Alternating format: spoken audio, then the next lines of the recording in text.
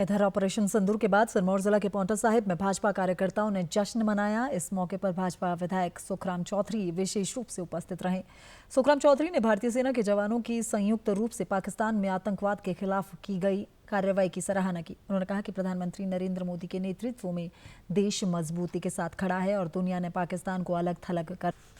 और आज रात को 1:45 पर जो आतंकवादी ठिकाने पाकिस्तान में हैं, 9 ठिकानों पर एक मुफ्त एयर स्ट्राइक की गई और लगभग 100 आतंकवादी पाकिस्तान के उसमें मौत को प्राप्त हुए। हम किसी भी हालत में इनको बख्शेंगे नहीं। वो आज पूरा कर दिया। पूरा देश आज आदरणीय प्रधानमंत्री जी के साथ खड़ा है।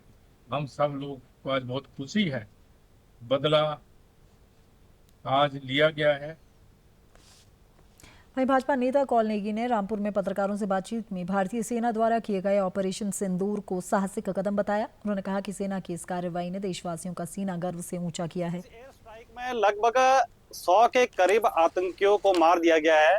एक बहुत बड़ा आतंकवाद के खिलाफ जीरो टॉलरेंस की जो नीति भारत की है, उसका एक प्रतीक के रूप में हम इसको देख सकते हैं। और मुझे लगता है कि पूरा देश आज गर्व महसूस कर रहा है भारतीय सेना के ऊपर कि ऐसे आतंकी हमलों का जवाब जो लगातार पिछले 15 दिन से इस देश की जनता इंतजार कर रही थी, उस इंतजार को समाप्त करते हुए देर रात भारतीय सेना ने ये कारनामा करके दिखाया है। बंजार के भाजपा विधायक सुरेंद्र शौरी ने कहा कि 22 अप्रैल को पहलगाम हमले में 26 निर्दोष लोग मारे गए थे, जिसे लेकर देश भर में आक्रोश का माहौल था और देश उस घटना का बदला चाहता था। उन्होंने कहा कि बीती रात भारतीय सेना ने पाकिस्तान और पीओके में एयर स्ट्राइक कर 9 आतंकी ठिकानों को ध्वस्त किया और देश गौरवान्वित महसूस कर रहा है। सुरेंद्र शौरी ने कहा कि भारत की नीति अमन की रही है और ऐसे में अगर पाकिस्तान ने युद्ध शुरू किया तो भारतीय सेना उसे तहस नहस कर देगी।